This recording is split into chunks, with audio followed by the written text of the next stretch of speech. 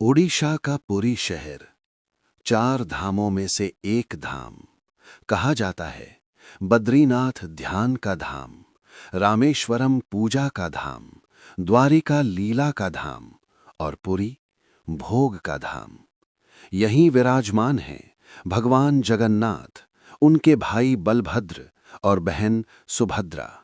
पूरी दुनिया में जहां भगवान पत्थर, सोने या धातु के हैं, वहीं जगन्नाथपुरी में भगवान लकड़ी के हैं। लेकिन ये कोई साधारण लकड़ी नहीं, इसे कहा जाता है दारु ब्रह्म, विशेष नीम का पेड़।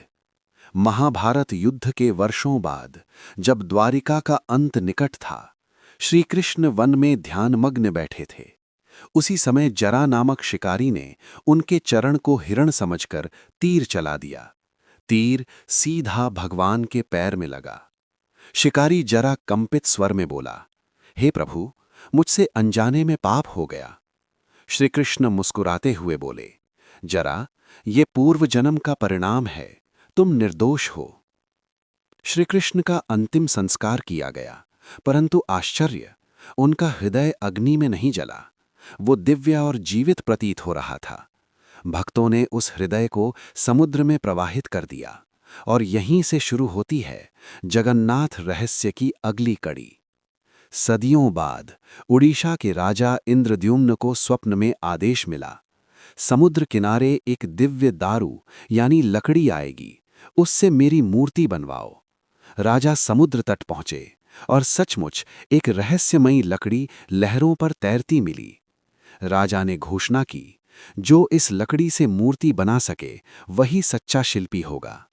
तभी एक वृद्ध कारीगर आया। वो और कोई नहीं, स्वयं विश्वकर्मा थे। उन्होंने शर्त रखी, जब तक मैं मूर्ति बना रहा हूं, कोई द्वार नहीं खोलेगा। 15 दिन तक दरवाजा बंद रहा, कोई आवाज नहीं। रानी घबरा गईं, कहीं कारीगर मर तो नहीं गया। दरवाजा खोल दिया गया। अंदर देखा तो मूर्तियां अधूरी थीं, हाथ अधूरे, पैर अधूरे और विश्वकर्मा अदृश्य। राजा व्याकुल हो उठे। तभी आकाशवाणी हुई, यही मेरा स्वरूप है, इसी रूप में मेरी पूजा होगी। आज भी भगवान जगन्नाथ अधूरे हैं, क्योंकि वे कहते हैं, हम पूर्ण नहीं, हम तुम्हारे जैसे हैं। कहते हैं कि मूर्ति के भीतर आज भी वही दिव्य ब्रह्म तत्व स्थापित है। हर 12 या 19 वर्ष में नव कलेवर होता है, नई मूर्तियां बनती हैं। रात के अंधेरे में पुजारी की आंखों पर पट्टी बांधकर पुरानी मूर्ति से ब्रह्म तत्व निकालकर नई मूर्ति में स्थापित किया जाता है। कहते हैं, जिसने भी उस ब्रह्म तत्व को देखा वो जीवित नहीं रहा। मंदिर का झंडा। मंदिर के ऊपर एक झंडा है जो रोज बदला जाता है। हैरानी की बात ये कि हवा किसी भी दिशा से चले, झंडा उल्टी दिशा में लहराता है। और अगर एक दिन झंडा न बदले तो मान्यता है मंदिर 18 साल के लिए बंद हो जाएगा। महाप्रसाद जो कभी खत्म नहीं होता।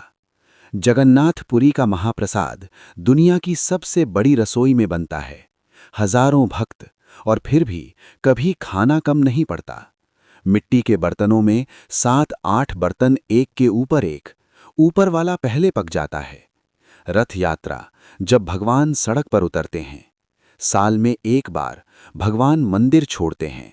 सोने का सिंहासन छोड़कर लकड़ी के रथ पर आम लोगों के बीच हर वर्ष आषाढ़ मास में भव्य रथ यात्रा निकाली जाती है।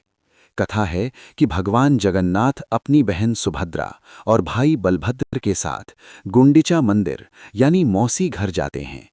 ये यात्रा भक्ति, समानता और जनसंपर्क का प्रतीक है, जहां भगवान स्वयं भक्तों के बीच आते हैं। इसीलिए कहा जाता है, जगन्नाथ ही एकमात्र भगवान हैं जो खुद भक्तों के पास आते हैं। श्री कृष्ण ने देह छोड़ी, लेकिन हृदय नहीं छोड़ा।